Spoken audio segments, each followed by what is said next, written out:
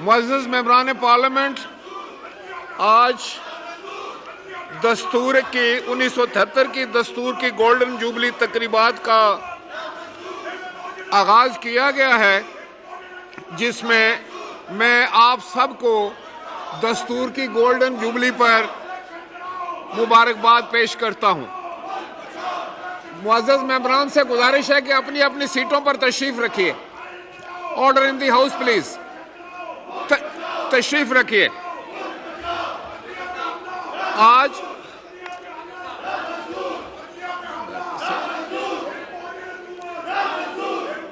आप तशरीफ रखिए, तशरीफ रखिए, तशरीफ रखिए, तशरीफ रखिए, तशरीफ रखिए जनाब। मोहतरम सेनेटर साहबान अपनी अपनी सीटों पे तशरीफ रखें।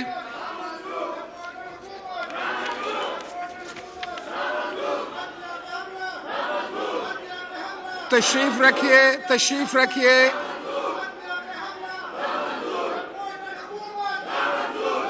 तशरीफ रखिए, तशरीफ रखें, तशरीफ रखें। आप पहले ये भी तो ज्यादती कर रहे हैं। तशरीफ रखिए, तशरीफ रखिए, आपको बात करने का मौका देते हैं। तशरीफ रखिए, तशरीफ रखें, आपको बात करने का मौका देंगे।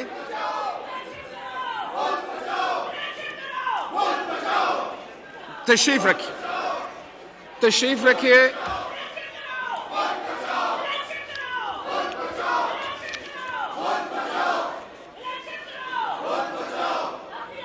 जी तशरीफ रखिए।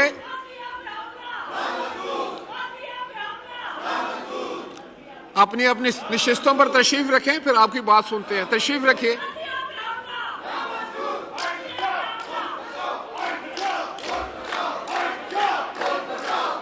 तशरीफ रखें। Order in the house. आप लोग तशरीफ रखें, सारे अपने अपने चेयर्स पे तशरीफ रखें, तशरीफ रखें, सबकी बात सुनते हैं।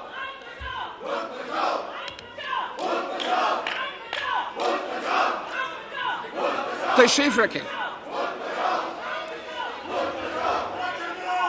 तशरीफ रखिए,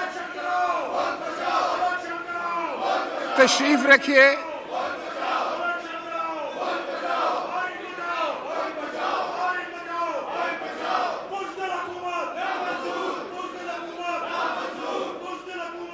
तशरीफ रखें, प्लीज अभी तशरीफ रखें।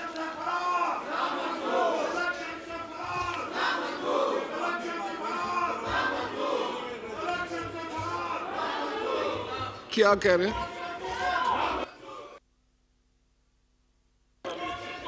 जी? जनाब सेनेटर आजम नजीर तारड़ साहब, minister for law and justice, to move item number 2। जनाब स्पीकर, हाँ जी, मैं दावत और इस मुअज़्ज़ज़ ऐवान की स्टैंडिंग कमेटी ने भी इसकी जांच पड़ताल के बाद supreme court practice and procedure bill 2023 की मंजूरी दी थी।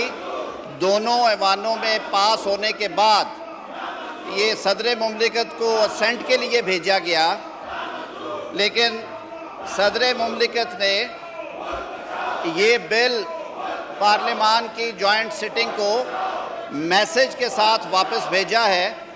मैं इस मुअज़्ज़ज़ ऐवान के सामने मैसेज पढ़े देता हूं जी, और फिर मैं उसके जो जवाब है सर उसमें भी कुछ अर्ज करना चाहूँगा। जी पढ़िए जी। Sir, on an the message reads as under: on an in-depth consideration of the Supreme Court Practice and Procedure Bill 2023 to provide for the practice and procedure of the Supreme Court of Pakistan, the following aspects require due consideration. Article 191 of the Constitution empowered the Supreme Court to make rules regulating the practice and procedure of the court. Under such enabling provisions of the Constitution, the Supreme Court rules have been made and enforced, duly validated and adopted by the Constitution itself. These time-tested rules are being followed ever since year 1980. Any tinkering with the same may tantamount to interference with the internal working of the court, its autonomy and independence. Our Constitution is founded on the concept of trichotomy of power, three pillars of the state, whose domain of power, authority and functions are defined and delineated by the Constitution itself. The Parliament has also been given the power under Article 67 that states, subject to Constitution, a House may make rules for regulating its procedure and conduct of its business. Article 191 states that subject to Constitution and law, the Supreme Court may make rules regulating the practice and procedure of court. Article 67 and Article 191 are akin to each other and recognize the autonomy and independence of each respectively, barring interference of one into other's domain. Supreme Court of Pakistan is an independent institution as visualized by the founding fathers, that in the state of Pakistan, independence of judiciary shall be fully secured. With such an objective in view, Article 191 was incorporated and the Supreme Court was kept out of the law-making authority of the Parliament. The competence of Parliament to make laws stems from the Constitution itself. Article 70 relates to introduction and passing of bills with respect to any manner in federal legislative list enumerated in the 4th schedule of the Constitution. Followed and further affirmed are the provisions of Article 142A that Parliament can make laws with respect to any matter in the federal legislative list. Entry 55 of Part 1 of 4th schedule, while empowering Parliament to make laws in respect of jurisdiction and powers of all courts except Supreme Court, especially excluded the Supreme Court. Thus, the bill prima facie travels beyond the competence of the Parliament and can be assailed as a colorable legislation. The Constitution confers the Supreme Court with appellate jurisdiction under Article 185 to 212, Advisory Article 186, Review Article 188, and Original Jurisdiction Article 184. Article 184(3), the focus of bill relates to original jurisdiction of courts, providing the mode and manner for invoking it and providing appeal. The idea may be laudable, but can such a purpose be achieved without amending the provisions of relevant articles of Constitution? Established law is that the provisions of Constitution cannot be amended by an ordinary law, as the Constitution is a higher law. Father of laws, a constitution is not an ordinary law, but rather an embodiment of the fundamental principles, higher law and law above other laws. In order to meet the scrutiny above its validity if assailed in the court of law, I have thought it fit and proper, as per provisions of Article 75 of the Constitution, to return the bill with request for reconsideration. जनाब speaker, इस मुअज़्ज़ज़ ऐवान की information के लिए, ये जैसे मैंने पहले अर्ज़ किया कि दोनों मुअज़्ज़ज़ ऐवानों ने इस बिल पे डिबेट भी किया, बशमूल मेरे वो दोस्त जो आज सीढ़ियों पे बैठ के नारे लगा रहे हैं और अपनी कम इल्मी का सबूत दे रहे हैं, बजाय इसके कि वो इसको क्लॉज बाय क्लॉज सुनते और पढ़ते। ये एक्सरसाइज ऑलरेडी हो चुकी है, लेकिन जो सवालात उठाए हैं सदर मुमलिकत ने अपनी चिट्ठी में, सबसे पहले तो मैं बड़े अदब से ये एतराज़न अर्ज़ करूँगा कि सदर मुमलिकत ने जो लफ्ज़ कलरेबल एक्सरसाइज ऑफ लेजिस्लेशन किया है, ये बड़ा नामुनासिब है। ये पार्लिमान के एक खुद मुख्तार हैसियत पे, उसकी इंडिपेंडेंस पे, उसकी लॉ मेकिंग की पावर्स के ऊपर मैं समझता हूँ एक नेगेटिव कमेंट किया है। सदर साहब को इस तरह की ज़ुबान इस्तेमाल करने से एतराज़ करना चाहिए। हमने बारहा इस फ्लोर से भी और अदरवाइज़ भी सदर साहब को ये मशवरा दिया है कि वो रियासत के सरबराह के तौर पे एक्ट किया करे, ना कि एक सियासी जमात के वर्कर के तौर पे। मेरे लिए इस मुअज़्ज़ज़ ऐवान का रुकन होने की हैसियत से ये बात बड़ी तकलीफ़ देह है कि सदर मुमलिकत अपनी आइनी जिम्मेदारियां पूरी करते हुए तासुब की सियासी ऐनक पहन लेते हैं और अपनी जमात की सर्विस शुरू कर देते हैं, ना कि वो आइन की और कानून की पासदारी के लिए काम करते हैं। पहली बात उन्होंने फरमाई कि आर्टिकल 191 के नीचे सुप्रीम कोर्ट के रूल्स बनते हैं, तो उन रूल्स की मौजूदगी में किसी किस्म की कानून साजी की गुंजाइश नहीं है। मैं अदब से अर्ज़ करूंगा कि आर्टिकल 191 की जो लैंग्वेज है वो बड़ी सिंपल है। वो शुरू ही यहाँ से होता है, subject to constitution and the law. तो वर्ड लॉ जब इस्तेमाल किया गया तो पार्लियामेंट को पावर्स दे दी गई कि वो इनेक्टमेंट करे। दूसरी बात, सदर मुमलिकत ने उसकी ज़िद में कह दी, उन्होंने कहा अगर इख्तियार है भी है तो फेडरल लेजिस्लेटिव लिस्ट के आइटम 55 के तहत सुप्रीम कोर्ट को एक्सक्लूड किया गया है। माजरत के साथ सदर मुमलिकत ने यहाँ पे फिर वही ऐनक पहनी तासुब वाली, काश वो ऐनक उतार के आइटम 55 को एज अ होल होलिस्टिकली पढ़ लेते। उसमें जहाँ तक जुरिस्डिक्शन करटेल करने का ताल्लुक है वहाँ आप लेजिस्लेशन नहीं कर सकते, लेकिन हमने तो उसकी जुरिस्डिक्शन में इजाफा किया है और एक अपील प्रोवाइड की। दूसरा, ओपननेस लाए हैं, ट्रांसपेरेंसी लाए हैं। जनाब स्पीकर, मैं अर्ज़ करता चलूँ कि मुल्क भर की बार काउंसिल्स और बार एसोसिएशंस और सिविल सोसाइटी ये मुतालबात पिछले कई सालों से कर रहे थे और ये बात जहन में रहे कि 1980 के रूल्स जब बनाए गए थे तो ये रूल्स एक आमराना दौर में बनाए गए थे जब इस मुल्क में जनरल ज़ियाउल हक का मार्शल लॉ था। अगर आप रूल्स को देखें तो आपको उसमें भी आमराना झलक नज़र आती है। ताकत का सारा तर इख्तियार जो है वो एक शख्स यानी चीफ जस्टिस को दे दिया गया, जबकि आईने पाकिस्तान कहता है कि सुप्रीम कोर्ट चीफ जस्टिस और उतने दीगर जज साहिबान पे मुश्तमिल होगी जितने जज साहिबान का तयन एक एक्ट ऑफ पार्लियामेंट के ज़रिए किया जाएगा। और अगर सुप्रीम कोर्ट के जजेस की तादाद तक का तयन एक्ट ऑफ पार्लियामेंट से होता है, इस मोअज़्ज़ज़ ऐवान के बनाए हुए कानून से होता है, तो क्या रूल्स ऑफ प्रोसीजर 191 के ताबे वो नहीं छेड़े जा सकते?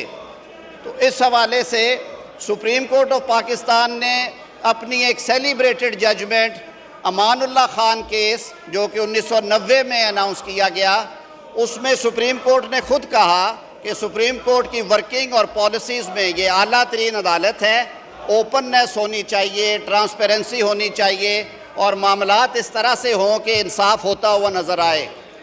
बार काउंसिल्स, बार एसोसिएशंस और सिविल सोसाइटी के इन जायज़ मुतालबात को सामने रखते हुए और माजी करीब में सुप्रीम कोर्ट ऑफ पाकिस्तान से अंदर से उठने वाली आवाज़ें जो कि सुप्रीम कोर्ट ऑफ पाकिस्तान के फ़ैसलों के ज़रिए हम तक पहुँची, पाकिस्तान के 22 करोड़ अवाम के नुमाइंदा ऐवान होने के और आईने पाकिस्तान के तहत कानून साज ऐवान होने के हवाले से इस मुअज़्ज़ज़ ऐवान ने ये कानून साजी की और इन प्रोसीजर्स और रूल्स में ट्रांसपेरेंसी लाने के लिए इम्पीरियल कोर्ट का जो एक तासुर पैदा हुआ है उसको ख़त्म करने के लिए वन मैन शो की जो बातें आई हैं उनका असर ज़ायल करने के लिए और एक शफाफ तरीक़ाकार देने के लिए ये सही की गई और सोच विचार के बाद ये कानून बनाया गया।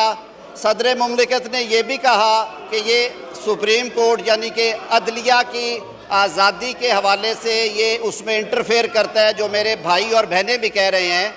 मैं बड़े अदब से अर्ज़ करूँगा कि ये तमाम तर इख्तियारात सुप्रीम कोर्ट के मुअज़्ज़ज़ जज साहिबान को ही दिए गए हैं। जो काम अकेले चीफ जस्टिस करते थे अब वो नेक्स्ट 2 सीनियर मोस्ट जजेस की मुशावरत से करेंगे। इससे अदारे में यगानगत का और इज्तिमाई सोच का जो कल्चर है वो बनेगा और अदारे की जो वर्किंग है उसमें मज़ीद ट्रांसपेरेंसी आएगी, इंडिपेंडेंस आएगी और इस किस्म के क्रिटिसिज्म से अदारा महफूज रहेगा। तो इन मारूज़ात के साथ मैं ये अर्ज़ करूँगा कि क्योंकि दोनों ऐवानों ने बड़ी सोच विचार के बाद ये कानून पास किया, इस कानून की पैसेज के बाद प्रिंट और और इलेक्ट्रॉनिक मीडिया के ज़रिए, बार काउंसिल्स और बार एसोसिएशंस की करारदादों के ज़रिए इसको लार्जली अप्रिशिएट किया गया और कहा गया कि ये वक्त की ज़रूरत थी, इसे बहुत पहले हो जाना चाहिए था।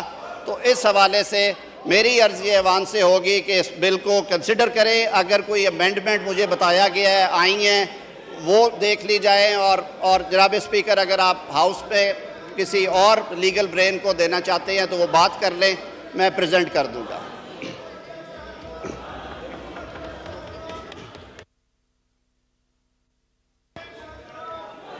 Law minister, please move item number 2।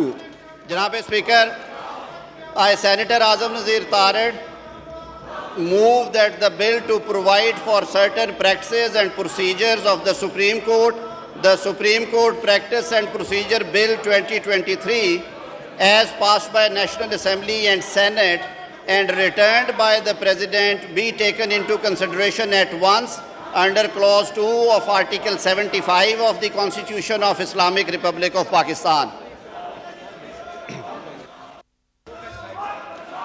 Senator जनाब फारूक अशनाइक साहब को बात करना चाहते हैं। सेनेटर फारूक अशनाइक जी, नाइक साहब का माइक खोलें। थैंक यू स्पीकर साहब। आज मुल्क के अंदर एक पॉलिटिकल इंस्टेबिलिटी स्टार्ट हुई, उसके साथ साथ उस वजह से इकोनॉमिक इंस्टेबिलिटी भी आ गई और इन दोनों वजूहात की वजह से इस मुल्क के अंदर एक एनार्की और फैशिज्म स्टार्ट हो गया। यह जो पॉलिटिकल क्राइसिस था, now it has transform itself into constitutional crisis because supreme court is being viewed no longer final arbiter. Honourable member, यहाँ तस्वीरें नहीं बनाई जाती हैं हाउस के अंदर। Thank you.